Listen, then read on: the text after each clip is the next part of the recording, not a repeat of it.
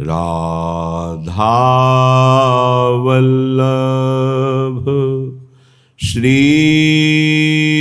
हरिवंश।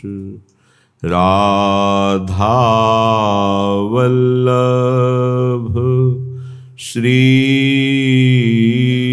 हरिवंश। वृंदावनेश्वरी तवैव पदारविन्दं प्रेमामृतैकमकरन् रसौघपूर्णम्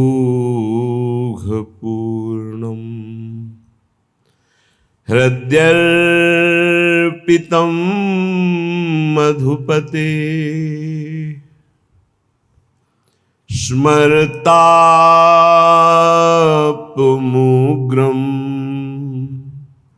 निर्वापयत् परम शीतलमाश्रयामि। परम शीतल माश्रयामि।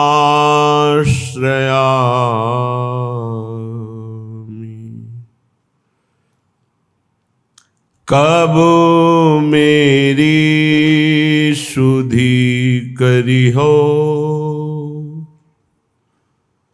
वृषभानु लड़ेती राधा।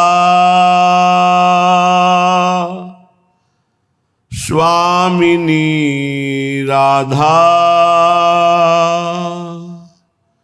लाडली राधा। कब मेरी सुधि करिहो वृषभानु लड़ेती राधा।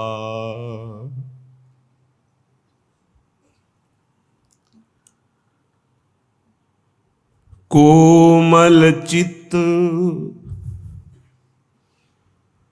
किशोरी प्यारी। कोमल चित्त कृपालु किशोरी मेरी प्यारी। करुणा सिंधु अगाधा लड़ेती राधा। कब मेरी सुधि करिहो हरिवंश लाडली राधा। अधम उदाहरण पतित पावनी श्यामा।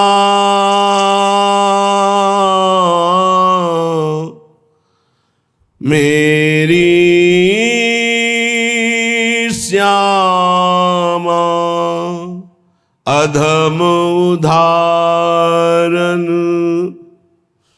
पतित पावनी। हरन सकल भव बाधा करुणा सिंधु अगाधा। मेरी स्वामिनी लड़ेती राधा। कब मेरी सुधि करिहो हरिवंश लाडली राधा। धर्म कर्म तजी कोटि पाप किए साधन कछु न साधा। श्री राधा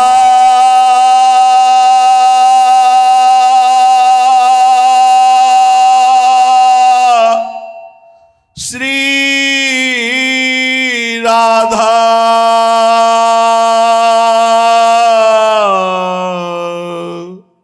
धर्म कर्म तजी कोटि पाप किए।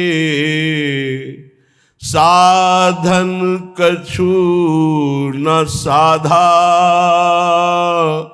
कोमल चित किशोरी प्यारी करुणामयी अगाधा। श्री राधा श्री राधा टेर सुनत ऐसे पतितन की। टेर सुनत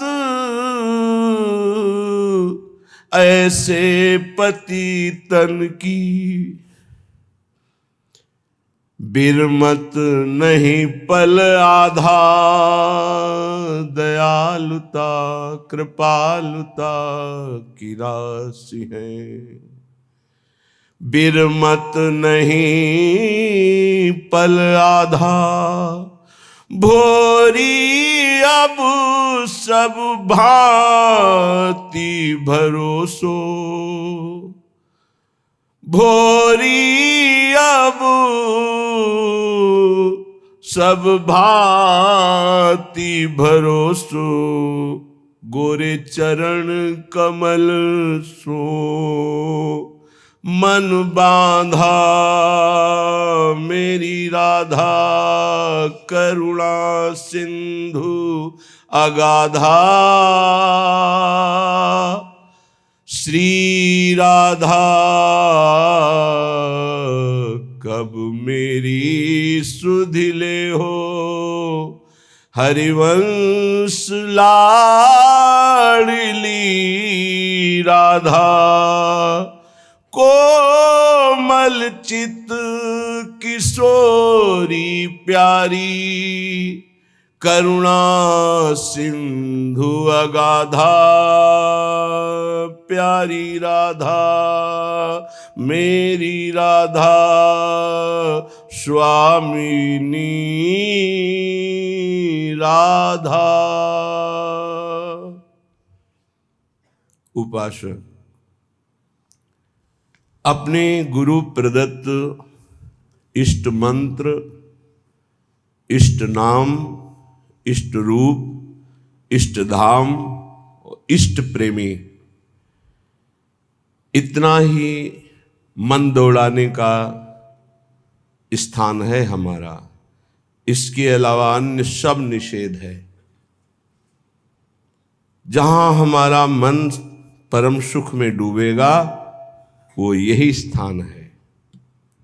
गुरु प्रदत्त इसलिए कि उपासना सिद्ध तभी होती है जो सांगोपांग होती है। सांगोपांग कहते हैं गुरु प्रदत्त नाम, गुरु प्रदत्त मंत्र, गुरु प्रदत्त कंत अर्थात इष्ट और गुरु प्रदत्त ग्रंथ अर्थात आचार्य वाणी। जाकी यह सांगोपांग उपासना हुए वाको यह रस सिद्ध होए, वही इस रस का रसास्वादन कर सकता है। तो अहोभाग्य है उपासक को जिसको गुरु प्रदत्त उपासना प्राप्त हुई है। ये बहुत बड़ी निधि है। अगर उपासक उपास्य देव का भरोसा हृदय में रख ले, फिर सारी जिम्मेवारी आराध्य देव उसकी ले लेते हैं। योगक्षेमम वहाम्यहम्, निश्चिंत हो जाता है उपासक।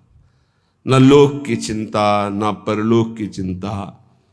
बड़े से बड़े भय के अवसर पर भी हृदय में एक अद्भुत शीतलता, एक अद्भुत आनंद की उपस्थिति रहती है, क्योंकि आराध्य देव उसके हृदय में प्रकाशित हो गए हैं। जब तक कोई अन्य भरोसा, अन्य आश्रय है, तब तक उपास्य देव त्रिगुण माया का पर्दा लगाकर हृदय में ही छुपा छुपी का खेल खेलते रहते हैं। श्रीपाद प्रबोधानंद जी महाराज कह रहे हैं, क्यों अन्य का आश्रय ले रहे हो? अन्य में आपका शरीर भी है, आपका अंतःकरण भी है, आपका स्वभाव भी है, और आपका शारीरिक संबंध भी है, आपका इंद्रियों से भोगों का संबंध भी है।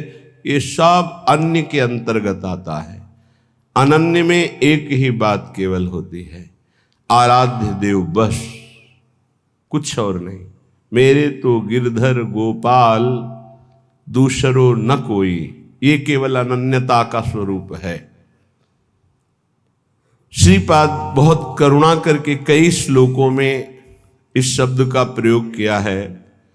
कह रहे मरिष्यसि कदा सखे त्वमिति किं विजानासि किं शिशोः श्रुत तरुणस्य वा न खलु मृत्युराकस्मिकः तदद्य निरवद्य धीर वपुरिन्द्रियासक्ति को न किंचन विचार द्रुतमुपैः वृंदावनम। हे सखे, मरिष्यसि कदा, तुम्हें पता है तुम्हारा शरीर कब छूट जाएगा, किस दिन तुम्हारी मृत्यु होगी, तुम्हें पता है? क्या तू ऐसा जानता है कि तेरी वृद्धावस्था में ही मृत्यु होगी? तो गलत तेरी सोच है। शिशो हो, शिशु अवस्था में भी हो सकती है, सुतरुणस्य, सुंदर जवानी में भी मृत्यु हो सकती है। खलु मृत्यु राकस्मिक कहा, अकस्मातिक, कभी भी किसी भी समय किसी अवस्था में हो सकती है। तदद्य निरवद्य धीर वपुर इंद्रिया शक्ति को। इसलिए मेरी बात मान लो, यदि अपनी इंद्रियों को तुम रोक पाओ और मन को नाम में लगा दो प्रिया प्रीतम के, तो ये जीवन तुम्हारा सार्थक हो जाएगा, धन्य हो जाएगा। नहीं, अच्छे अच्छे मृत्यु का अवसर आने पर भयभीत हो जाते हैं। ध्यान रखना, मृत्यु ऐसा भयावह नाम है जो सबके होश उड़ा देती है, पर जिनके होश श्री जी के चरणों में समर्पित है वो मृत्यु के होश उड़ा देते हैं।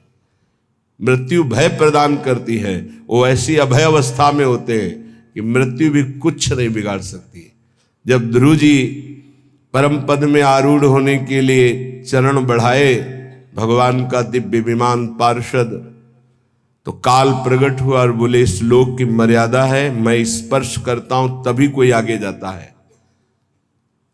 तो ध्रुव जी ने कहा ठीक है, मैं स्पर्श करता हूं आपको, और काल के माथे पर पैर रखकर भगवान के दिव्य विमान पर पार्षदों ने हाथ पकड़कर ऐसे बैठाला।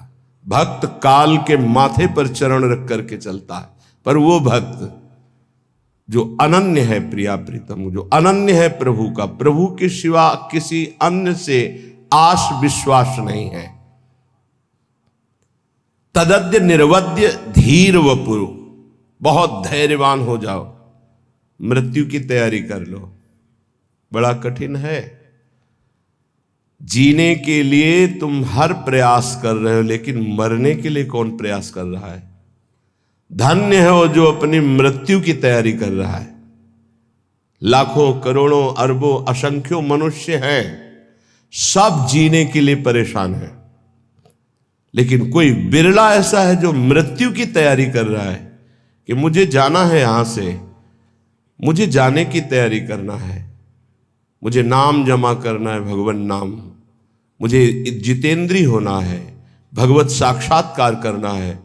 पुनः इस संसार में, भयावह संसार में, जन्म मृत्यु दुख देने वाले संसार में, छली कपटी संसार में नहीं आना। मुझे भगवान की नित्य धाम में रहकर उनकी नित्य लीलाओं का रसास्वादन करते हुए उनकी सेवा में रहना है। ये पहली तैयारी हुई एक श्लोक में कि आप सोचो तुम्हारी मृत्यु होगी, कब होगी, किस समय होगी, कुछ पता नहीं, किसी भी समय हो सकती है। खलु मृत्यु आकस्मिक अकस्मातिक, तुम्हें पता भी नहीं चलेगा। खेल खेल में हंस रहे, नाच रहे, पधार गए। धैर्यवान बनकर मृत्यु पर विजय प्राप्त करने की तैयारी कोई बिरला करता है। एक कोई फर्क नहीं, प्रवचन की बात नहीं है। अगर हृदय में नाम चल रहा है तो कोई फर्क नहीं है। हर समय अपनी बैग तैयार है, टिकट पास है, जहां जाना है वहां पता है, फोन से पहले बात हो चुकी है कि मैं आ रहा हूं, तैयारी फिट है, वहां से उत्तर आ गया है, आ जाओ। अब बोलो क्या परेशानी? कोई परेशानी नहीं। जिसकी तैयारी नहीं होती, अचानक कोई बात होती है, वो परेशान हो जाता है। जैसे आपके घर में अचानक 50 लोग आ जाए, अब आप परेशान हो जाएंगे। वही जब तैयारी करते हैं तो 500 लोग बारात में आते हैं, आप खूब आनंद पूर्वक उनका स्वागत करते हैं, क्योंकि आपने तैयारी कर रखी है। ऐसे ही मृत्यु के स्वागत की आपने क्या तैयारी की है?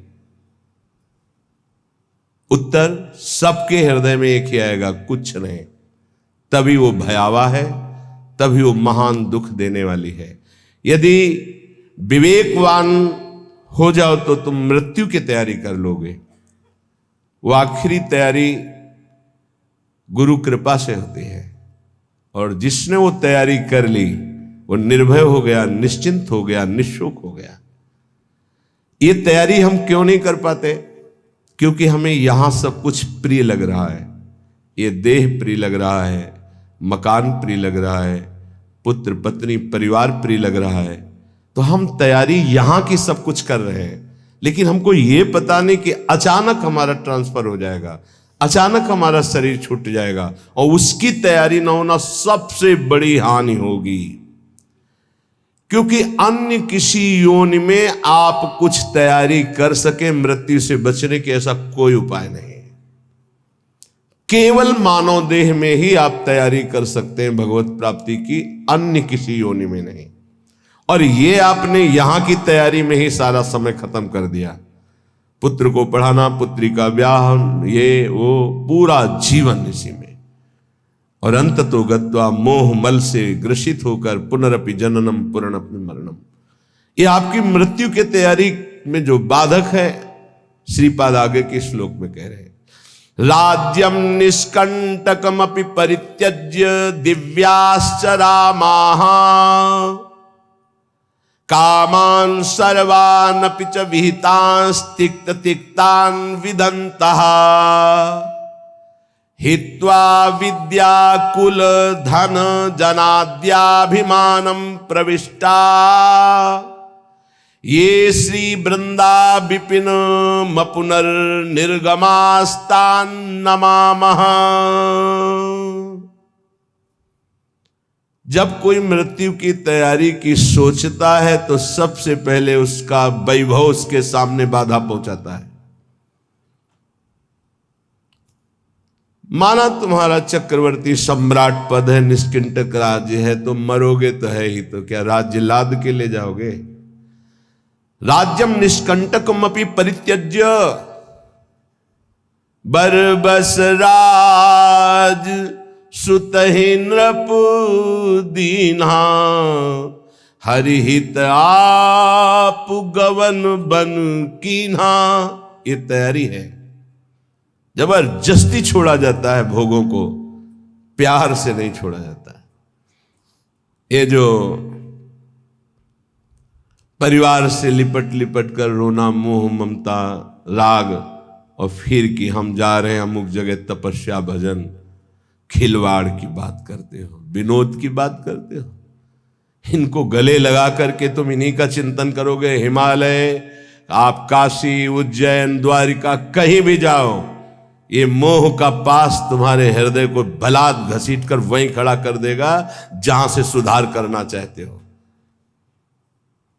अचानक, अकस्मात जो मृत्यु तुम्हें सूचना नहीं देगी, उस पर विजय प्राप्त करने के लिए अकस्मात सबके मोह बंधन को काटना होता है।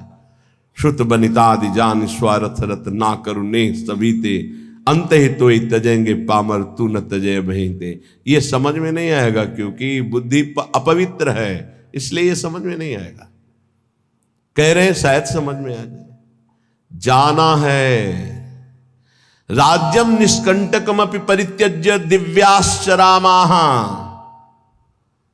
दिव्य अर्धांगिनी स्त्री जो बहुत दिव्य है, देवी है, सुंदर है, स्वभाव सुशील है, एक क्षण में छूट जाएगा।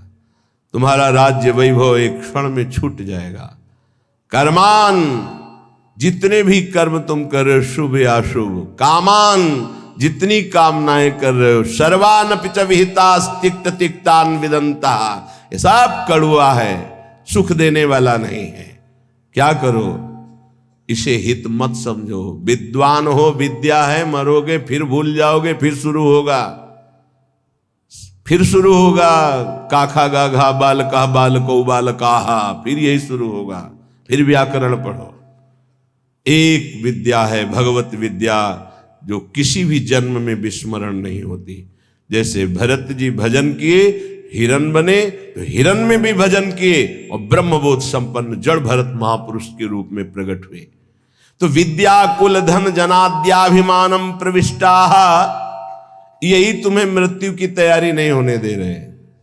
तुम्हारा वैभव, तुम्हारा सम्मान, तुम्हारी पत्नी, तुम्हारा पुत्र, तुम्हारी विद्या, तुम्हारा कुल, तुम्हारा धन, तुम्हारा परिवार, मित्र आदि, इनमें जो अपनापन हो चुका, अभिमान, अहमता, ममता, यही भगवत प्राप्ति में सबसे बड़ी बाधा बन रही है। क्या करें? बोले धन्य भाग है उनका जिन्होंने इन सब से राग त्याग कर प्रिया प्रीतम के चरणों में अनुराग प्राप्ति के लिए कमर कस के ये सी वृंदा विपिन मपुनर निर्गमास्तान नमामः। अब मैं अपने जीवन को वृंदावन में समर्पित करता हूं मृत्यु के लिए। पुनः इस श्रीधाम से कभी वापस शरीर नहीं जाएगा। तो बोले नमामः, मैं उसे नमस्कार करता हूं कि उसने मृत्यु पर विजय प्राप्त कर ली, मृत्यु की तैयारी कर ली है। निष्कंटक राज्य जैसा वैभव हो, दिव्याश्च रामा, दिव्य अर्धांगिनी, सब काम, सब कर्म, सब ये सब मायाकृत। अगर समझ में आ जाए कि मृत्यु की तैयारी अब करनी है, शरीर हमारा अब किसी काम का नहीं रह गया, सारे कर्तव्य संसार के बने ही रहेंगे, कभी पूर्ण नहीं होते। आज तक कोई ऐसा हमें नहीं मिला कि हमारा सारा कार्य पूर्ण हो गया, अब मैं सब कुछ त्याग कर भजन करता हूं, कभी ऐसा नहीं मिला। जब उसको भजन की बात आएगी तो लड़ना पड़ेगा, आसक्ति राग छोड़ना पड़ेगा। श्रीपाद कह रहे हैं कि विद्या का, कुल का, धन का, जन का, पत्नी का, राज्य का, वैभव का, जीने का, यही माया के द्वारा प्रकट किया हुआ ऐसा राग है जिससे जीव अपने मानव देह को इनमें व्यर्थ करके भगवत प्राप्ति की तैयारी नहीं कर पाता। क्या करे? बोले राधा कृष्णौ परम रणिनौ कुर्वतः सर्वतः श्री विष्णोर्धाम्ना स्फुरद्दति महानंद वृंदावन स्थान। भगवान विष्णु के परम धाम हैं, क्षीर सागर, वैकुंठ धाम और भी बहुत से भगवान के निज धाम हैं। इन सब में महामहिम, जहां अधिक प्रेम रस की स्फूर्ति होती है, बड़ा रसमय स्वरूप। विष्णु का तात्पर्य होता है व्यापक तत्व। विष्णु किसी एक का नाम नहीं है, विष्णु का तात्पर्य होता है व्यापक तत्व। जो उस तत्व स्वरूप भगवान है, उनके बड़े धाम हैं। उन्हीं का कैलाश है, वही शिव रूप में है, वही ब्रह्म धाम में है, वही क्षीर सागर में है, वही वैकुंठ धाम में है। बोले उन्हीं परम तत्व का एक बड़ा रसमय धाम है जहां प्रेम की अत्यंत अधिकता है, उसका नाम वृंदावन धाम है। और वहां जो परम तत्व दो रूपों में खेल रहा है, रसो या परमानंद एक द्विधा सदा। जो रस परमानंद में तत्व है वो एक होते हुए द्विधा दो रूपों में खेल रहा है, श्यामा श्याम के रूप में। राधा कृष्णो परम मृणिनो कुर्वतः सर्वतः श्री विष्णुर धामना स्फुरदति महानंद वृंदावन स्थान। बड़ी महिमा की बात कह रहे हैं। यदि आपको श्रीधाम वृंदावन आने को मिल गया, श्रीधाम वृंदावन का परिचय मिल गया, अब तुम्हें यहां ऐसे रहना है, अगर रहने को मिल जाए आजीवन, तो कह रहे जंतुन हंतुम विरचित कृति नप्युरूप प्रेम भाजौ। चाहे वो मेरे को अंग अंग काट दे तो भी मैं नहीं जाऊंगा वृंदावन से। ये आखिरी मृत्यु पर विजय प्राप्त करने की बात है, क्योंकि साधना करके भगवत प्राप्ति करना बहुत कठिन है। तो आश्रय से भगवत प्राप्ति होती है। धाम का आश्रय, धामी का आश्रय, नाम का आश्रय, लीला का आश्रय, सबसे ज्यादा सरल पड़ता है धाम का आश्रय। जो निरंतर नाम जप करने का फल है वो निरंतर जो धाम वास कर रहे हैं उनको स्वाभाविक मिल रहा है। जो निरंतर रूप ध्यान का फल है वो धामवासी को मिल रहा है। जो निरंतर लीला चिंतन में डूबे हुए महापुरुषों की गति वही निरंतर धामवासी को प्राप्त होगी। बहुत दुर्लभ है श्री धाम वृंदावन का अखंडवास।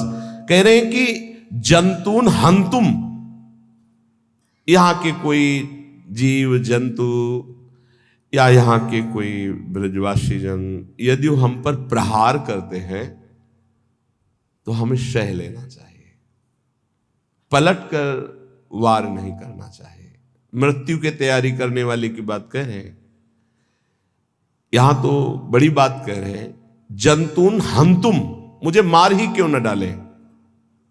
बड़ी बात कह रहे हैं श्रीपाद। ये तैयारी हो जाएगी, आपको प्रिया प्रीतम की प्राप्ति हो जाएगी। बहुत कठिन है ऐसा समर्पण होना। जंतुन हंतुम, कोई भी जीव जंतु। एक बार काली देह में जहां पूज्य श्री जगदीश बाबा रहते वहीं श्रीधर बाबा विराजमान थे, जिनकी सेवा में जाते थे। उन्होंने बताया था कि एक वृद्ध संत 2:30 बजे रात्रि की परिक्रमा लगाते थे। तो सर्दी के समय 2:30 बजे रात्रि के बहुत ही बिरला कोई 1-2 परिक्रमा में, तो कुछ ऐसे भगवान की लीला से कुत्ते थे जो सर्दियों में अगर सूकर निकल पड़े तो घेर कर उसे मार देते थे, वो खाते थे। और बाबा उधर से निकले तो उसी आवेश में वो कुत्ते बाबा के ऊपर टूट पड़े। अब एक छड़ी वयोवृद्ध संत गिरा के कितनी जगह उनको खाया। तब कोई परिक्रमार्थी कितने मिनट बाद निकला होगा, जब देखा हल्ला मचाया तो खून खच्चर से उनको उठा के कालीदेह के स्थान में आश्रम पे लाए। वह सुन के मुंह से राधा राधा राधा। तो उस समय हरगुलाल सेठ जी थे, उन्होंने जब सुना तो आए, क्योंकि बड़े भजनानंदी संत थे। तो उन्होंने कहा कि मथुरा चलना पड़ेगा, इतना घाव ऐसा ऐसा, यहाँ तो डॉक्टरों की वैसी सुविधा नहीं है, मथुरा चलना। पूरा नहीं, हम जीने के लिए वृंदावन नहीं आए, हम मरने के लिए आए हैं। और ये प्रियाजू ने हमें बुलाने की लीला की है, मुझे मथुरा नहीं जाना है।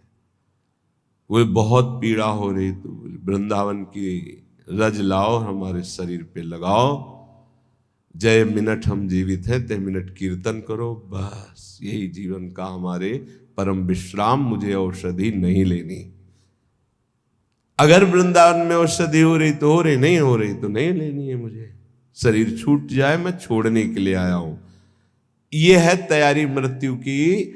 जंतुन हंतुम विरचित कृति नप्युरूप प्रेम भाजौ। बहुत बड़ी तैयारी करनी पड़ती है मृत्यु पर विजय प्राप्त करने के लिए। कोई मेरे ऊपर प्रहार करेगा तो मैं उसको सम्मान दृष्टि से देखूंगा।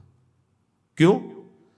क्योंकि ये शरीर ही तो बाधा था, शरीर को नष्ट कर देगा और मैं प्रियाजू से मिल जाऊंगा, तो मुझे सम्मान नहीं देना चाहिए उसको कि मेरा काम बना दिया, मेरी बाधा को हटा दिया, मेरी श्री जी से मिला दिया। ये कैसे कोई सोचेगा? ये कोई महाभागवत सोचेगा, साधारण व्यक्ति तो सोच ही नहीं सकता। कह रहे मैं दान और मान के द्वारा उसे पुष्ट कर दूंगा जो मेरे ऊपर प्रहार करेगा। ये केवल महात्माओं में स्थिति होती है, जो शुद्ध भगवान के प्रेमी जन होते हैं। मैं सच्ची कहता हूं, यदि ऐसे कोई वृंदावन वास करे तो श्री श्यामा श्याम उसके ऋणी हो जाते हैं, श्यामा श्याम उसके ऋणी हो जाते हैं और उसे अपना पूर्ण प्रेम भाजन बना देते हैं। दानैर मानैर रहा भजतो धन्य धन्यान नमामहा। मैं ऐसे उस महापुरुष को नमस्कार करता हूं जो यहां के जंतुओं के द्वारा, व्यक्तियों के द्वारा कष्ट पाने पर भी उनको सम्मान ही दिया, कभी उनका अपमान नहीं किया, तो श्यामा श्याम उनके ऋणी हो जाते हैं और वो श्यामा श्याम का प्रेम भाजन बन जाता है। श्रीपाद कह रहे हैं धन्य है, धन्य है, धन्य है से महापुरुष को मैं नमस्कार करता हूं। 3 श्लोकों का वर्णन हुआ। पहले में वर्णन हुआ, भाई प्रिय सखे तुम क्या मरोगे नहीं? क्या तुम समझते हो कब मरोगे? अरे शिशु अवस्था में मृत्यु हो जाती, जवानी में हो जाती है, कभी भी हो सकती है। इस मृत्यु पर विजय प्राप्त करने के लिए अपनी इंद्रियों को वश में करो। ये राज्य, वैभव, ये स्त्री, ये पुत्र, ये परिवार, ये संसार एक दिन आंख मूंदेगी, कोई तुम्हारा नहीं होगा। इसलिए श्रीधाम वृंदावन आओ, सत्संग सुनो, नाम जप करो, सत्संग को अपने आचरण में उतारो, जहां भी रहो प्रभु के होके रहो, कोई गलत कार्य मत करो। अगर तुम्हें ऐसा लगता है मेरा शरीर साधन करने लायक नहीं रह गया, परिवार का भरण पोषण करने के लिए सब व्यवस्था है, तो आओ कष्ट सहते हुए श्रीधाम वास करो और यही शरीर छोड़ दो तो भगवत प्राप्ति हो जाएगी। अगर हम अपने शरीर और शरीर संबंधियों के ही प्यार में मगन रहे तो मृत्यु की तैयारी नहीं हो सकती। त्वमेव ब्रूहि प्राक् स्वजन परिवारादि निखिलम त्वया दृष्टम क्वादौ जनक जननी त्वादिक पदम विहायातः सर्वं भज हरिमदो वाञ्छसि पदम यदि त्वां वायाम्यै सभयमसि दण्डैरै मनः। तू क्या पहली बार किसी परिवार में आया है? अरे लाखों बार तेरे परिवार हुए हैं। तुम्हें ब्रूहि प्राक्, क्या तू ये जान रहा है पहली बार ये स्त्री पुत्र परिवार मिले हैं? बहुत बार मिल चुके हैं, बहुत भोग चुके हो, बहुत बार सुख संपत्ति। एक राजस्व यज्ञ में चीटा एक छोटा सा दाना अन्न का लिए लंगड़ाता हुआ जा रहा था, उसकी एक टांग टूटी हुई, 3 टांगों से। अर्जुन जी ने कहा राजस्व यज्ञ में सब निहाल हो रहे हैं, प्रभु इस चीटे को भी निहाल कर दो, कभी इसको भी तो सुख दो। तो भगवान श्री कृष्णचंद्र जी ने कहा 14 बार ये इंद्र बन चुका है, जो आज 3 टांगों से लड़खड़ाता हुआ छोटा सा दाना अन्न का लेकर बड़े भार से चल रहा है, वो 14 बार देवराज इंद्र हो चुका है सृष्टि में। तो इसका मतलब है हम तुम भी ये सब भोग भोग चुके हैं। तो कह रहे त्वमेव ब्रूहि प्राक्, तुम्हें क्या पता है कि तुम दिन स्वजनों को अभी मान रहे हो, कुछ दिन बाद जानोगे भी नहीं इनको। जैसे पीछे के स्वजनों को नहीं जानते हो, छोड़कर चले आए हो, ऐसे इनको भी छोड़कर चले जाओगे। इनमें से कितने तुम्हारे साथ रहेंगे? कौन कौन तुम्हारे साथ रहेगा? कोई साथ नहीं रहेगा। जैसे यहां कहा जाता है ना कि भाई पति पत्नी का तो 7 जन्म का संबंध होता है, नहीं कहते नहीं कि 7 जन्म का संबंध होता, 7 जन्म। अगले मिनट का संबंध का पता नहीं, 7 जन्म का संबंध। तो वहां से गारंटी लिखा के लाए 7 जन्म तक एक ही साथ रहेंगे, ऐसा नहीं है। प्रबल आसक्ति दोनों में हुई, मरते समय दोनों का चिंतन हुआ, तो अगला जन्म किस योनि में होगा उसका पता नहीं है, पर वो आसक्ति के कारण आसपास ही होंगे, पति पत्नी होंगे ऐसा बात नहीं। एक महात्मा में उदाहरण में दिया गया था कि जिसके माता पिता के यहां भक्ति होती थी, तो बचपन से भक्ति के संस्कार उस लड़की के थे। उसका ऐसी जगह ब्याह हुआ जहां बिल्कुल भक्ति शून्य घर था, अब वो अपनी आराधना में बैठी थी तो पति उसे बहुत विक्षेप देता, बहुत पति को, वो धर्मात्मा थी, प्राणों से भी अधिक प्यार करती। प्यार का बहुत बड़ा प्रभाव होता है।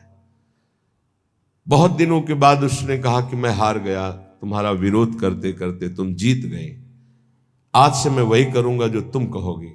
बोले हमारे गुरुजी आते हैं, उनसे दीक्षा ले लो, जितना गुरुदेव कहें उतना भजन करो, यही मेरी इच्छा है। मेरी आज तक मैंने कोई आपसे इच्छा प्रकट नहीं की, आप विरोध करते रहे, मैं सहती रही। तो दीक्षा देने के लिए पार्श्व में अगर कोई पावन नदी होती है तो कहा जाता है जाओ यमुना स्नान कराओ, गंगा स्नान कराओ। तो अपना धोती लोटा लेकर के गंगा स्नान के लिए जा रहे थे तो 2-4 मित्र मिले, कहाँ जा रहे हो? बोले हो पत्नी ने कहा है दीक्षा लेना। अरे कहाँ तुम फंस रहे हो, वो ज्यादा बताएंगे कि ये प्याज लहसुन नहीं खाना, ये नहीं करना। अरे वो वापस आ गया, बोले नहीं लेंगे दीक्षा। को न कुसंगति पाए नसाई, रहे न नीच मते चतुराई। उनका आप तो कह रहे थे आज से मैं वही करूंगा जो आप कहोगी, तो आज कैसे बदल गए? बोले हमारे दोस्त मित्र लोग मिल गए। तो उनका इसका मतलब मुझे मित्र अपना नहीं माना, मैं पूरा जीवन आपकी सेवकाई में समर्पित कर रही हूं, तो क्या मैं आपका अहित कर रही हूं? वो नहीं माना। कुछ समय बाद दोनों का शरीर छूटा। पत्नी बहुत हृदय से प्यार करती थी अपने पति को और वो उद्दंड स्वभाव के थे। वो राजा की राजकुमारी हुई और वो राजा के यहां नवीन शावक हाथी के बच्चे के रूप में प्रकट हुए। अब पशु योनि में होते हुए भी पत्नी के भजन के प्रभाव से उसको ये दृष्टि प्राप्त थी कि ये मेरी पूर्व में पत्नी थी। तो जब राजकुमारी वहां छोटे से आती तो शावक से प्रेम करती, स्वाभाविक। जैसे ही वो शावक नवकिशोर हुआ और राजकुमारी नवकिशोर हुई तो स्वयंवर रचना हुई और 9 शावक हाथियों की श्रृंगार करके ऐसे लाइन पंक्ति सजाई गई थी शोभा के लिए। तो जो राजकुमारी नजदीक से घुटने टेक दिए और आंसू बहाते हुए नजदीक गई, ऐसे कहा था कि गुरुदेव से दीक्षा ले लो, आपने नहीं माना। आपके कारण मेरी सदगति रुकी है, मैं आपसे प्यार करती हूं, आपको लेके जाऊंगी, इसलिए मेरा पुनर्जन्म हुआ है राजकुमारी के रूप में। तुम इसलिए रो रहे हो ना कि मैं अब चली जाऊंगी, नहीं, मैं जयमाला तुम्हारे ही गले में डालूंगी, तुम निश्चिंत हो जाओ। जब स्वयंवर का तो जयमाला लिया और 9 शावक, अरे बोले राजकुमारी पागल है। जो राजकुमार लोग थे वो चले गए। राजकुमारी ने फिर एकांत में जाकर अब भी हमारे पति हो, दीक्षा लोगे? तो कहा अब गुरु मैं बनूंगी आपकी, अब मैं उपदेश करती हूं। कान में नाम दिया, मंत्र दिया, उसके प्रभाव से उसका शरीर छूटा और वो भगवत प्राप्त हुई और वो भी भगवत प्राप्त हुई। अगर दोनों भगवत मार्ग के पथिक हो तो भगवान के समीप एक ही साथ जाकर के अपने स्वरूप में रह सकते हैं। ऐसा नहीं कि तुम्हारे कहने से हो जाएगा कि 7 जन्म तक हम, कोई किसी का नहीं, मिनट में सब अलग अलग। तुम्हें ब्रूहि प्राक, ए भाई तुम क्या जानते हो कि तुम्हारे कितने परिवार छूट गए हैं, उनकी याद भी नहीं है। तो इस जन्म के परिवार की तुम क्या याद करोगे? जितने दिन हो केवल उतने दिन तुम्हारा मोह जाल तुम्हें जकड़े हुए हैं। देख तेरे सामने तेरे बूढ़े जन गए ना, तेरे को भी ऐसे ही जाना होगा। वो नहीं रहे तो तू कैसे रह सकता है? विचार कर, विचार कर। त्वया दृष्टम क्वादौ जनक जननी त्वादिक पदम, तो विहाय आता सर्वम भज हरिमदो वांछस पदम। इसलिए मेरी बात मान जा, समस्त रागों का त्याग करके हरि चरणारविंद का भजन कर ले तो परम पद की प्राप्ति हो जाएगी। नरदेह मिदम बहु साधनाकम यदवाप्य सनिद्र दम्बकः पशुदेह गेह वन स्थितिकम प्रतिपद्य करिष्यस किम भजनम। ए मूर्ख, तो इस मनुष्य शरीर को प्राप्त करके चाहे जितना धन कमा ले, चाहे जितना भोग भोग ले, यहां से खाली हाथ जाएगा। तेरे नेत्र बस रूप देखने में, इंद्रियां भोगों में, शरीर नाना प्रकार की वासनाओं में लगाए हुए हो, क्या तेरे हाथ लगेगा? नरदेह मिदम बहु साधना कम। अरे बहुत प्रकार की साधना करके इसको पावन करके भगवत प्राप्ति कर ले, इसलिए मानव देह मिली हुई है। किनको भगवत प्राप्ति होती है? कैसे आचरण होते हैं जिनसे भगवत प्राप्ति होती है? बोले भगवत साक्षात्कार के लिए ये बातें अवश्य होना चाहिए। पहला, गुरु चरणाश्रय। दूसरा, गुरु मंत्र नाम का अनुष्ठान। तीसरा, गुरु की आज्ञा के अंतर्गत साधु सेवा। चौथा, भजन में प्रतिदिन उत्साह बढ़ाना और दुखों को धैर्यपूर्वक सहना। मंत्रानुष्ठान, नामानुष्ठान, संत सेवा, उत्साह, धैर्य, ये गुरुदेव के शासन में रहकर पक्का भगवत साक्षात्कार हो जाएगा, यदि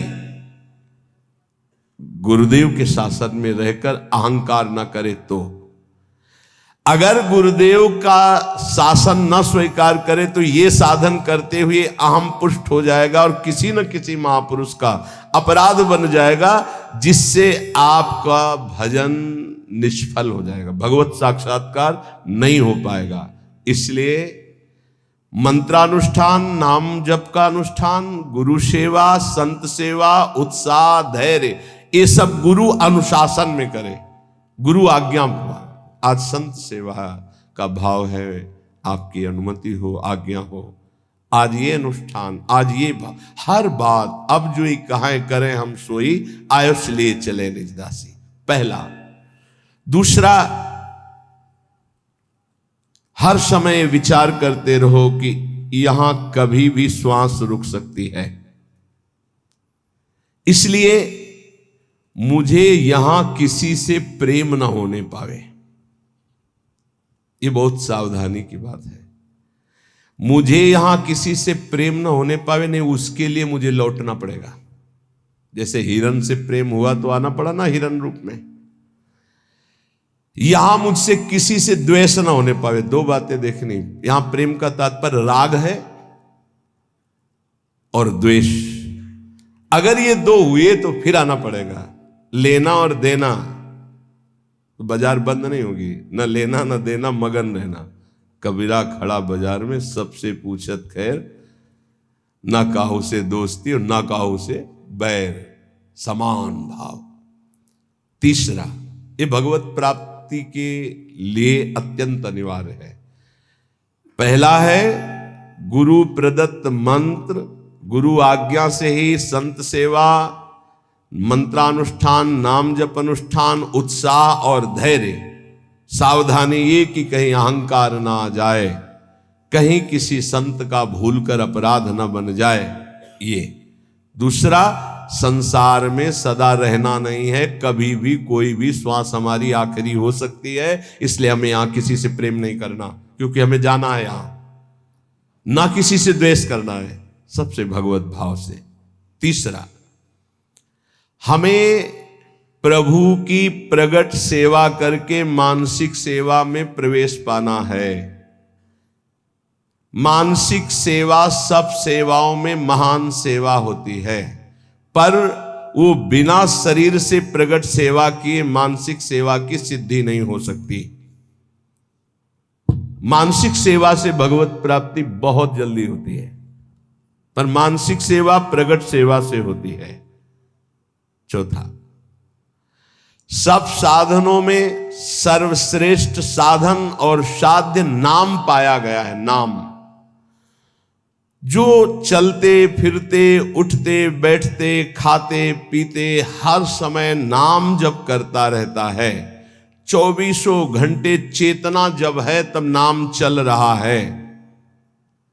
ये नाम जप का अभ्यास अंत समय के लिए किया जाता है कि जब हमारा आखिरी समय हो तो नाम जब हमारे हृदय में गूंज रहा हो। जीवन भर आप अभ्यास करो, अंतिम समय भगवान तुम्हारा अभ्यास बन जाएंगे, अंतिम समय भगवान स्मरण बन जाएंगे। ये बड़ा आनंद का विषय होता है जब कोई भयावह परिस्थिति आती, कष्टपूर्ण, और उस समय जब देखो कि मंत्र नाम चल रहा है, प्रिया जो मुस्कुरा रहे, बड़ा शीतल हृदय रहता है ठीक है, बिल्कुल ठीक है, कनेक्शन सही है। उस समय हाय हाय मच जाए, प्रभु को भूल गए, संकट परिस्थिति, विपत्ति परिस्थिति आई या कोई भयानक परिस्थिति, फिर तो गड़बड़ है। ये अभ्यास भजन का 24 घंटे किस लिए किया जाता? अंतिम समय के लिए। अंतिम समय निकल जाए, राधा कृष्ण हरि, बात बन गई। जब कोई जीवन भर अभ्यास करता है, ध्यान से सुनना, तो अंतिम समय उसका स्मरण भगवान बनते हैं।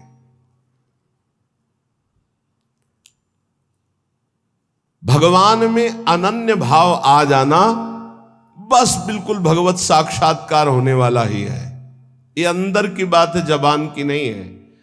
अंदर से अनन्यता केवल अपने आराध्य देव की अब दर्शन होने वाले ही है।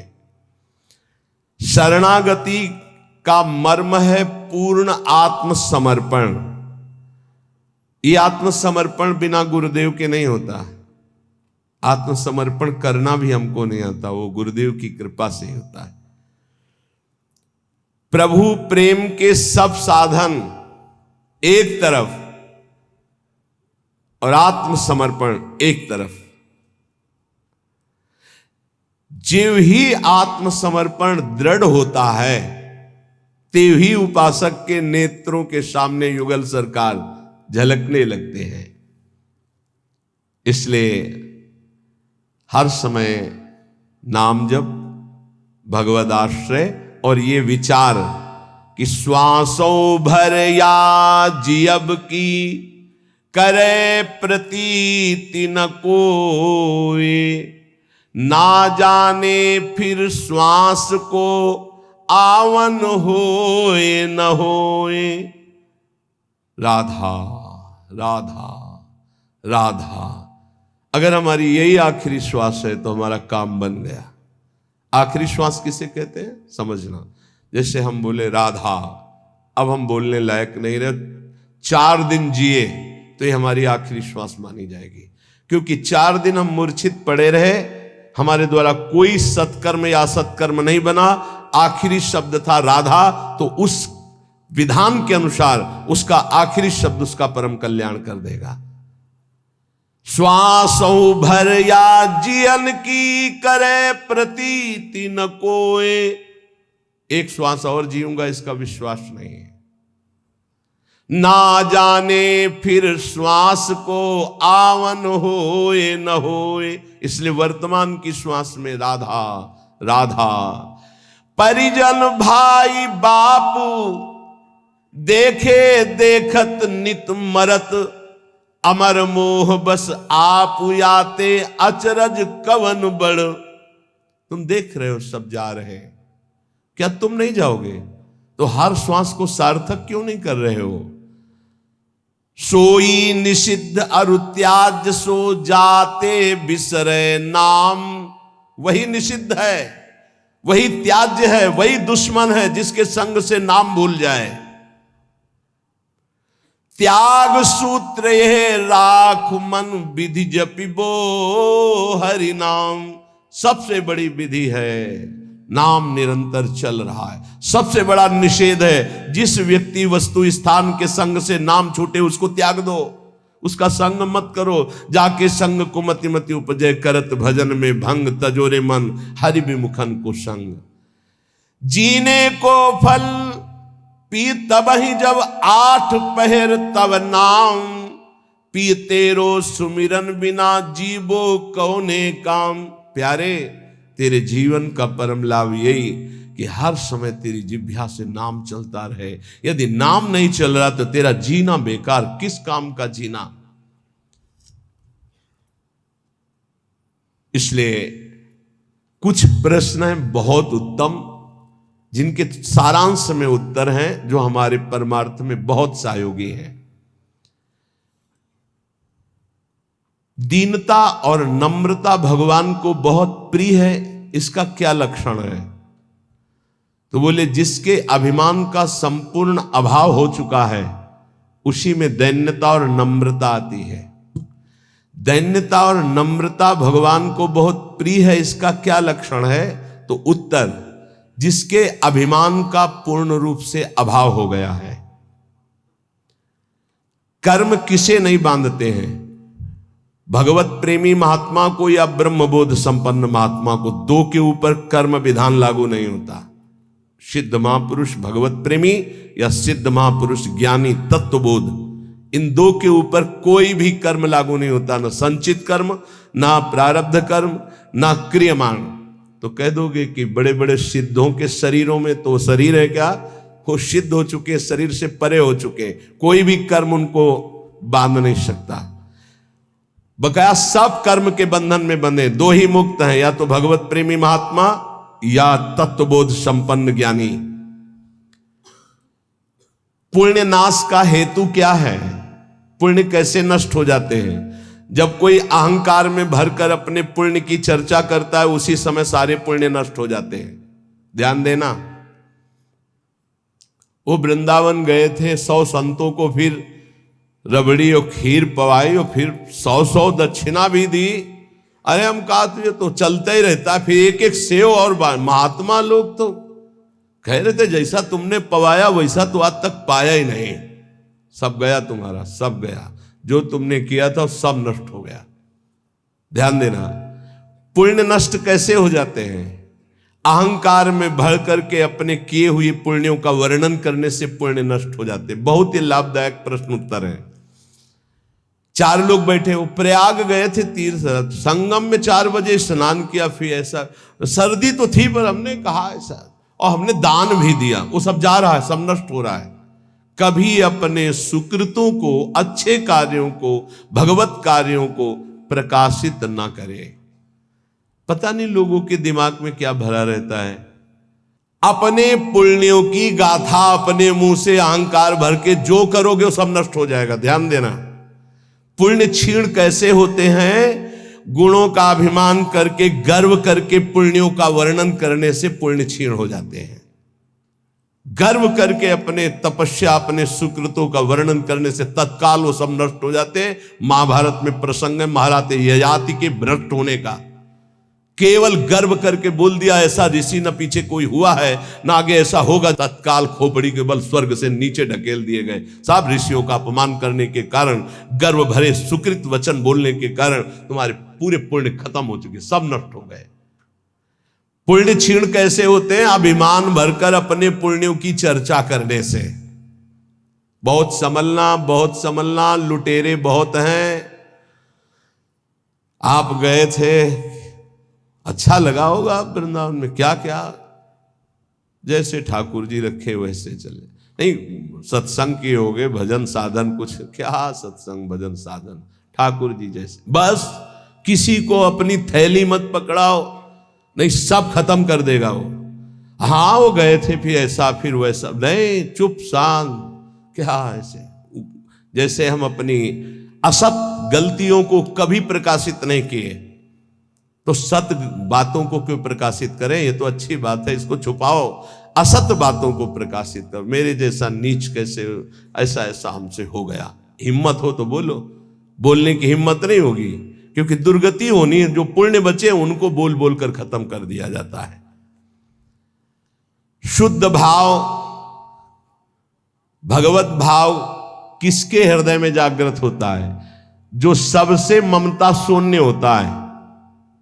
ध्यान रखना, भगवत भाव किसके हृदय में जागृत होता है? जो सबसे ममता शून्य होता है। सबकी ममता ताग बटोरी, मम पद मन ही बांध बटोरी। देखते एक एक प्रश्न और छोटे उत्तर महान चीज है। संसार के बंधन का कारण क्या है? व्यक्ति, वस्तु, स्थान में दृढ़ आसक्ति। मैं इस वस्तु के बिना नहीं जी सकता, मैं इस व्यक्ति के बिना नहीं जी सकता, मैं इस जगह के बिना नहीं जी सकता। बंधन का कारण क्या है? वस्तु, व्यक्ति, स्थान की दृढ़ आसक्ति। धन्यवाद का पात्र कौन है? जो समदर्शी ब्रह्मदर्शी महापुरुष है। समदर्शी वासुदेवा सर्वमिति, जो सर्वत्र भगवान को देखता है, वो धन्यवाद का पात्र है। महान श्रेष्ठ पुरुष किसे कहते हैं? जो अहंकार नष्ट कर चुका है अपना, वही महान पुरुष है। अहंकार रहित हुआ ही महान पुरुष है। ये जन्म मरण के चक्कर को पुष्ट करने वाली साकल क्या है? साकल माने बांधने वाली। बोले भोगों की वासना ही ये साकल है जो जीव को बांधती है। सुख प्राप्ति का उपाय क्या है? नाम जप करते हुए भोगों की तृष्णा का त्याग करना। तृष्णा कहते हैं भोगे हुए भोग को बार बार भोगने की इच्छा का नाम तृष्णा है। फिर प्रश्न सुनो, सुख कैसे प्राप्त हो? बोले जो नाम जप करते हुए भोगों की तृष्णा का त्याग कर देता है वो सुखी हो जाता है। जन्म कैसे होता है? बोले अज्ञान के कारण। नरक के समान या नरक की प्राप्ति कैसे होती है? बोले काम क्रोध लोभ की वृत्तियों से। काम क्रोध लोभ की वृत्तियों से नरक के समान कष्ट और नरक भोग की प्राप्ति होती है। जागा हुआ कौन पुरुष कहा जाता है? जो ज्ञानी है, विवेकी है, उसे जागा हुआ पुरुष कहते हैं। सबसे बड़ा दुश्मन कौन? अपनी ना जीती हुई इंद्रियां और मन। सबसे बड़ा दुश्मन कौन? अपनी ना जीती हुई इंद्रियां और अपना मन। भोगों में लगा हुआ मन और इंद्रियां सबसे बड़े दुश्मन। सबसे बड़ा मित्र कौन? जिसने मन पर विजय प्राप्त कर ली, वो मन सबसे बड़ा मित्र। जिसने मन को अधीन कर लिया, अधीन हुआ मन सबसे बड़ा मित्र। दरिद्र पुरुष किसे कहते हैं? जिसके अंदर धन की तृष्णा, भोगों की तृष्णा बढ़ चुकी है, उसे दरिद्र कहते हैं। दरिद्र का मतलब गरीब नहीं होता। जिसकी जितनी मांग बढ़ गई उतना दरिद्र हो गया वो। प्रेम और ज्ञान किसको प्राप्त होता है? जिसका जितना दृढ़ वैराग्य होता है उतना ही शुद्ध ज्ञान और प्रेम प्राप्त होता है। मृत्यु के समान कष्टदायक कौन है? बोले प्रमाद। भजन में प्रमाद, दिनचर्या में प्रमाद, साधन में प्रमाद, कर्म करने में प्रमाद। ये प्रमाद ही मृत्यु के समान भयावह है। कैसे? प्रमाद किसे कहते हैं? ना करने योग्य के कार्य करने में रुचि और करने योग्य कार्य में अरुचि। ये जितनी जेल भरी है प्रमाद से ही भरी है। प्रेम किससे करना चाहिए? जो अपनी आत्मा है, जो अपने प्राणों से भी अधिक प्रिय है। कौन? अपने प्रभु। प्रभु से प्यार करना चाहिए।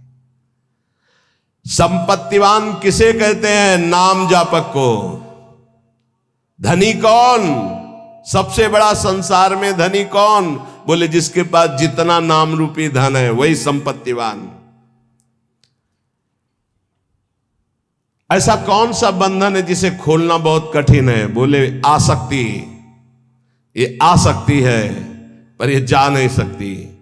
ये आसक्ति, स्त्री की आसक्ति, पुरुष की आसक्ति, भोगों की आसक्ति, रुपए की आसक्ति, पद की आसक्ति। शीघ्र से शीघ्र क्या किया जाए? भजन। शीघ्र से शीघ्र भजन कर लो, पता नहीं कब श्वास रुक जाए।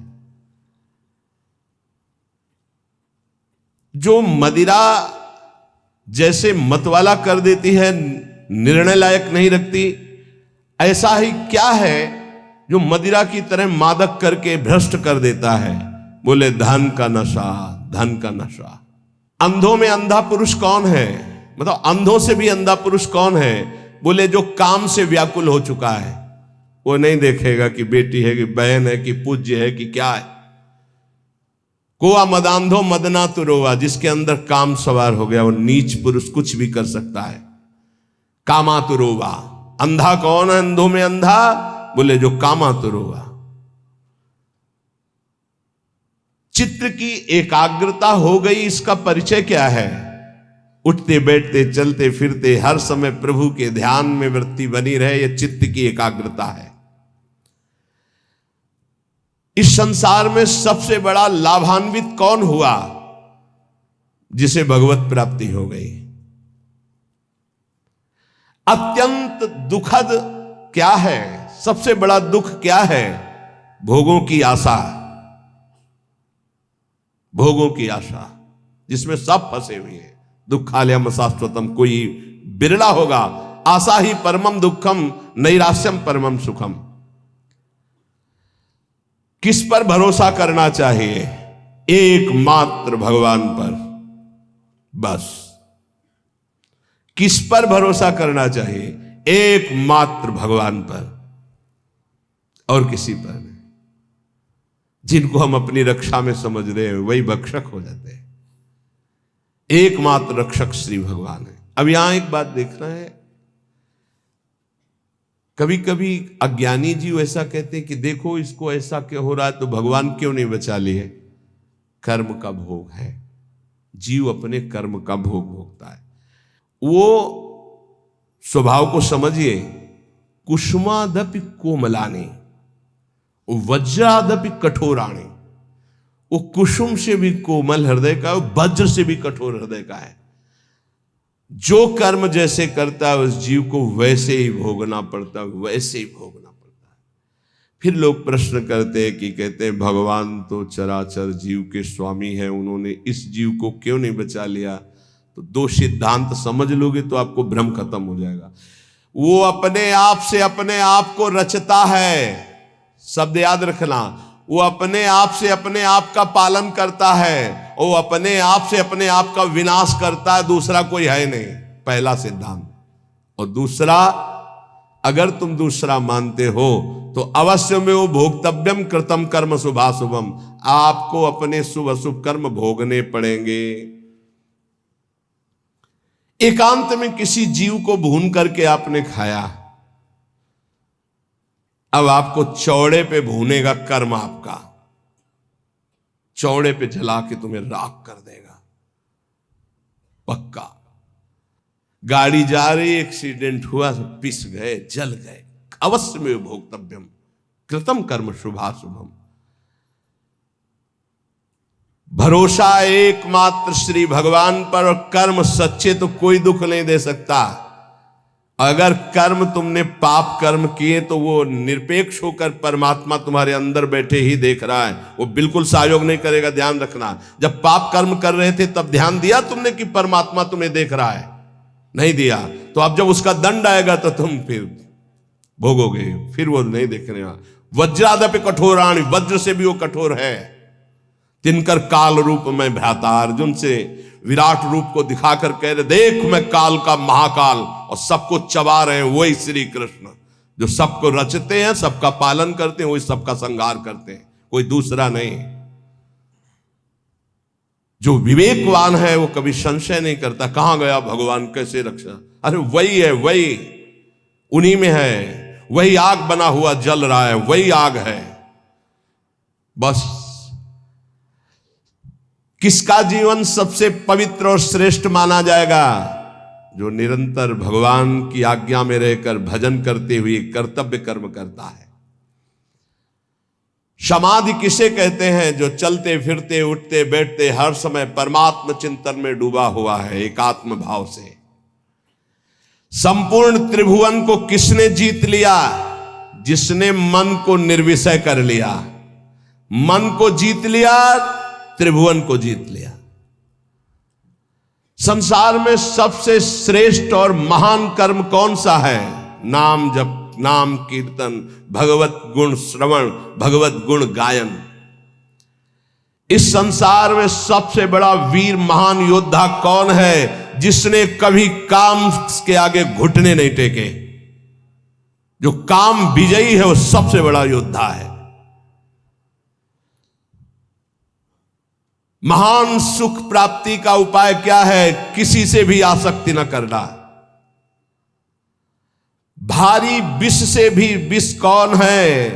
विषय भोगों की आसक्ति। सबसे ज्यादा बंदनी कौन है संसार में? जो भगवान को प्राप्त कर चुका है वो सबका बंदनी है। उत्तम कीर्ति किनकी होती है? जो निरंतर भगवान में स्थित रहते, बिस्तरे सब जग बिमल कीरति। सबसे नीच कर्म कौन सा है? काम भोग। जो धर्म विरुद्ध काम भोग सबसे नीच कर्म है। सदगुरु किसको मानना चाहिए? जो सर्वत्र भगवत दर्शन करता है। तत्वदर्शी महात्मा ही सदगुरु होता है, दूसरा नहीं। सदगुरु किसको माने? जो तत्वदर्शी है, भगवतदर्शी, सर्वत्र भगवान को देखता है। सर्वान वस्तुतया निरीक्ष परम स्वाराध्य बुद्धिर्मम, वही सदगुरु हो सकता है। सबसे भयावह दुख क्या है? मां के गर्भ में आना और जन्म लेना फिर मरना। ये सबसे बड़े जन्मत मरत दुसाह दुख होई। आनंदमय किसका जीवन है? जो निष्काम भाव से भजन में डूबा हुआ है, उसका जीवन आनंदमय है।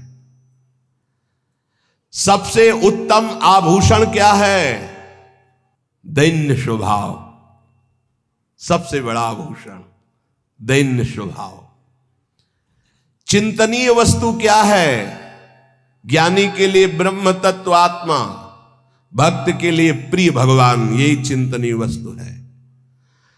सच्चा शिष्य कौन? जो गुरु की अक्षरशः आज्ञा पर बद्ध है, वही सच्चा शिष्य है। सबसे बड़ा तीर्थ स्नान कौन सा? बोले अपने आत्मा में स्थित हो जाना सबसे बड़ा तीर्थ। तीनों शरीरों का राग छोड़कर स्वरूप में स्थित हो जाना। सबसे बड़ा त्यागी कौन? जिसने दुर्वासनाओं का त्याग कर दिया। एक एक शब्द जब कल इनका चिंतन कर रहे थे तभी ये सुनना चाहिए, समझना चाहिए। ये कहा जाता है क्षमा कर दो तो क्षमा का फल क्या मिलेगा? महान परमानंद, सदा सदा के लिए दुख की निवृत्ति। सदैव क्या है सुनने योग्य? बोले भगवत चर्चा। पाप किससे होते हैं? बोले काम से। तपस्या किसे कहते हैं? इंद्रियों के संयम से। जो जलन ताप होती उसको सह जाए उसे तपस्या कहते हैं। सबसे बड़ा सुखी कौन? जिसके अंदर कोई भी चाह नहीं रह गई। चाह मिटी, चिंता मिटी, मनुआ बेपरवाह, जिनको कछु न चाहिए ते साहन के साथ। सबसे दुखी कौन? जो जितना भोगी लंपट कामना वाला उतना ही भारी दुखी। सबसे बड़ा पूज्य कौन? जो भगवत प्राप्त। भक्ति नष्ट कैसे होती है? भोगी पुरुषों के संग से और भोग करने से। साधना से ज्ञान बढ़ता है तो ज्ञान कैसे नष्ट होता है? अहंकार करने से। संसार का बंधन दृढ़ कैसे होता है? बोले सबसे राग करने से। सच्चा ज्ञान उदय हो गया, इसका परिचय कैसे मिलता है? बोले सदगुरु के चरणों में बैठ के संशय रहित होकर बात मानने से। सबसे बड़ा पाप क्या है? बोले माताओं बहनों में भोग दृष्टि से देखना। सबसे बड़ा पाप क्या है? माताओं बहनों को भोग दृष्टि से देखना। जीते जी मुर्दा कौन माना जाता है? जो पापी है, कामी है, आलसी है, क्रोधी है, वो जीते जी मरा हुआ आदमी है। मोह जीव को बांधता है। ये मोह नष्ट कैसे होता है? सब जगह व्यर्थ मिथ्या दृष्टि करने से। शरीर नहीं रह गए, अमुक ये भी नहीं रहेगा तो मोह होगा ही नहीं, सब जाएगा, सब नष्ट होगा। सबसे बड़ी दृढ़ फांसी क्या है? विषय भोगने की चाह। प्रभु किसके अधीन हो जाते हैं? प्रेम के। सुखद पवित्र आहार कौन सा है? जो भगवान को समर्पित किया गया और अल्प मात्रा में पाया जाता है, जो भगवान को समर्पित किया हुआ प्रसाद और अल्प मात्रा में पाया जाता है, थोड़ा। उत्तम स्वभाव वाला कैसा होता है? हर प्रकार से शांत रहना, कोई कितना गुस्सा दिलाए गुस्सा ना होना। संगति किसकी बुरी है? दुराचारी पुरुष की। दुराचारी की संगति सबसे बड़ी बुरी, वो चाहे स्त्री शरीर हो चाहे पुरुष शरीर हो, जिसके संग से सदाचार नष्ट हो रहा हो, तत्काल दूरी बनानी चाहिए। सबसे छोटा नीच किसे माना चाहिए? जो बात बात पर याचना करता रहता है, चाहे किसी व्यक्ति से हो चाहे भगवान से हो, किसी से याचना मांगना जिसका स्वभाव पड़ गया है। सबसे ज्यादा इस संसार में यश और महत्व किसका होता है? जिसने ना मांगने का दृढ़ व्रत लिया है। जिसने ना मांगने का दृढ़ व्रत लिया है कि मर चाहे जाऊं मंगबो भलो न बाप सो जो प्रभु राखै टेक, उसका महत्व बहुत जल्दी जागृत हो जाता है। ये मनुष्य कष्ट क्यों भोगता है? ना चाहते हुए भी कष्ट क्यों भोगता है? क्योंकि ये मन और इंद्रियों को सही रास्ते पे ना लगाने के कारण पाप कर्म करता है और उसका परिणाम कष्ट भोगता है। एक सरल उपाय बताइए जिससे भगवान रीझ जाए। नाम जप करते हुए पुकार पुकार कर उनसे प्रार्थना करो, राधा। हम नाम उच्चारण कर रहे, मनो बुला रहे, राधा राधा राधा। फिर देख लेना, साधक सबसे ज्यादा त्याग किसका करे? कुतर्क और कुसंग का। प्रेम का स्वरूप क्या समझा जाए? अपने प्रेमास्पद प्रभु के हर समय समीप रहना चिंतन के द्वारा। क्षण भंगुर क्या है? प्रभु के सिवा सब कुछ, प्रभु के सिवा सब कुछ। प्रबल दुश्मन कौन है? यही विषयों में फंसाए हुए मन, ये बड़ा भारी दुश्मन। मन को कैसे वश में करें? नाम जप का अभ्यास और संसार से वैराग्य करने से मन वश में हो जाता है। ये सत्य को प्राप्त हो चुका है। इसकी पहचान क्या है? वो द्वंद्वातीत और एक रस होगा। मान अपमान निंदा स्तुति में समान भाव होगा, वो एक रस होगा, तो वो भगवत प्राप्त हो चुका है। प्रशंसा हुई तो फूल गया, निंदा हुई तो रो पड़ा, सुख आया तो फूल गया, दुख आया तो रो पड़ा। ये स्थिति प्रज्ञ के लक्षण नहीं होते। जो उत्तम गति प्राप्त करना है उसका सरल उपाय बता दीजिए। सत्संग। जिसको रोज सत्संग मिलता है निश्चित उसकी उत्तम गति होगी। हमारी वाणी पवित्र हो गई कैसे जाने? जब झूठ निकलना बंद हो जाए, सत्य भाषण। हमें भय करना चाहिए तो किससे? गंदी बात सिखाने वाले लोगों से और नशों से। नशा, कोई नशा नहीं, और गंदी बात सिखाने वाले लोगों से भय करना चाहिए, नहीं मिलना चाहिए। कैसे जान ले कि हमें परम पद मिल ही जाएगा? नाम चल रहा है तो पक्का जान लो परम पद मिल जाएगा। बहुत सुंदर सुंदर छोटे से प्रश्न, छोटा सा उत्तर।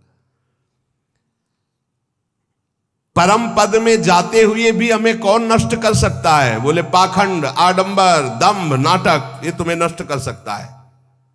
दंभ, नाटक, पाखंड, आडंबर परम पद में जाते हुए भी तुम्हें वापस कर लेगा। बचो इससे। भगवान में श्रद्धा कैसे बढ़ती? भगवत प्रेमी महात्माओं की सेवा से। तपस्या कैसे क्षीण होती है? किसी को शाप देने से या किसी को वरदान देने से। इसीलिए हरिराम व्यास जी ने कहा, ना मैं किसी को शाप देता हूं ना वरदान, सबको भगवत रूप देखता हूं। सबसे बड़ा पराक्रमी कौन? जो अपने ब्रह्मचर्य को रोक ले। विश्व में सबसे बड़ा पराक्रमी कौन? बोले जो अपने ब्रह्मचर्य वीर शक्ति को रोक ले। देह दुखी, मन दुखी, परिवार दुखी, ऐसा किस व्यक्ति से हो सकता है? तो बोले जो झूठ बोलता है और गंदे आचरण पापाचरण करता है तो उसका देह भी दुखी होगा, उसका परिवार भी दुखी होगा, वो स्वयं दुखी रहेगा। पापाचरण करने वाला ना परिवार को सुखी कर सकता है धन के पाप धन से, और ना अपने आप को सुखी कर सकता है। बुद्धि निर्मल कैसे मानी जाए? जब सबका परोपकार करे और भगवान के चिंतन में रहे। स्वस्थ किसे कहते हैं? जो भगवान में स्थित है उसे स्वस्थ कहते हैं। शरीर का रोगी रोगी नहीं, जो भगवान में स्थित है वो स्वस्थ है। जो भगवान में स्थित नहीं वो सब बीमार है। कोई काम रोगी, कोई क्रोधी, कोई लोभी, कोई मोही, कोई। आखिरी प्रश्न, भक्ति का परिणाम क्या है? सर्वत्र भगवान दिखाई देने लगे, ये भक्ति का परिणाम है। उपासक को इन प्रश्नों के उत्तर का मनन करना चाहिए और सावधानी पूर्वक एक एक वर्तमान के मिनट को भगवान में लगाइए।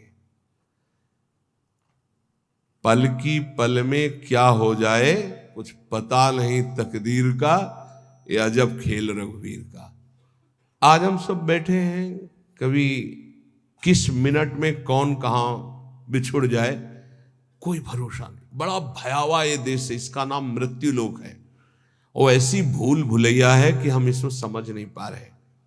इसलिए सबसे ये प्रार्थना है कि आपको कल के लिए नहीं चिंता करनी, कल जो हो गया उसकी चिंता नहीं करनी, ना तो भूत की चिंता करनी ना भविष्य की चिंता। हमारी बात को पकड़ लेना, वर्तमान के समय को मत खो।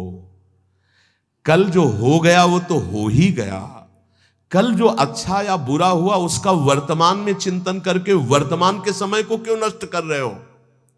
और कल जो होगा उसके लिए हम आज अपना समय नष्ट क्यों कर रहे हैं? हम कल जो होगा उसको संभाल सकते हैं, कल जो हो गया उसको भी संभाल सकते हैं। कैसे? वर्तमान के समय को संभालने से। अभी वर्तमान में हम बोले राधा, ये सेकंड पावन हुआ, फिर राधा। अब ये क्या करेगा? हमारे जो भूत हैं उनको पवित्र कर देगा। जो बीता हुआ समय गंदा गया, अपवित्र गया, जैसा भी गया, ये उसको पावन कर देगा और भविष्य का नवीन निर्माण होगा और संचित कर्मों को भस्म कर देगा। हमें केवल एक एक मिनट को संभालना है, हमें चिंता नहीं करनी। बिल्कुल सुलझा हुआ बात, सुलझा हुआ निर्णय, सिद्धांत।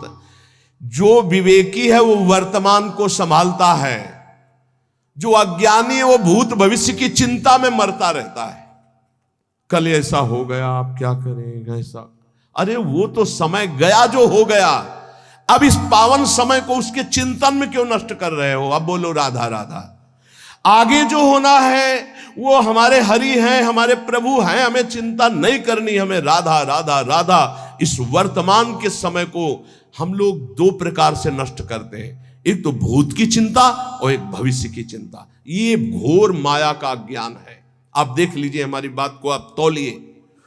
बैठे हैं वर्तमान के पावन समय को, कीमती समय को भविष्य के चिंतन में नष्ट कर रहे हैं, भूत के चिंतन में नष्ट कर रहे हैं। नहीं, वर्तमान का केवल भगवत चिंतन, तो तुम्हारा भूत और भविष्य पावन हो जाएगा। और ये जन्म केवल भगवत प्राप्ति के लिए, और कभी भी कुछ भी घटना घट सकती है। इन शरीरों को पानी का बुलबुला समझो, बहुत भयावह शरीर है। अभी आपको भुलावे में डाल दिया गया है, इसलिए आपको समझ में नहीं आ रहा। बड़े भाग्यशाली हैं जिनको इस पास ऐसे पार्षद रख दिए गए जो भूलने नहीं देते, हर समय प्रभु की याद में रखते हैं। क्या? असाध्य रोग, भयानक कष्ट, भयानक विपत्तियां, ये वो पार्षद है जो याद कराते रहते हैं भगवान की।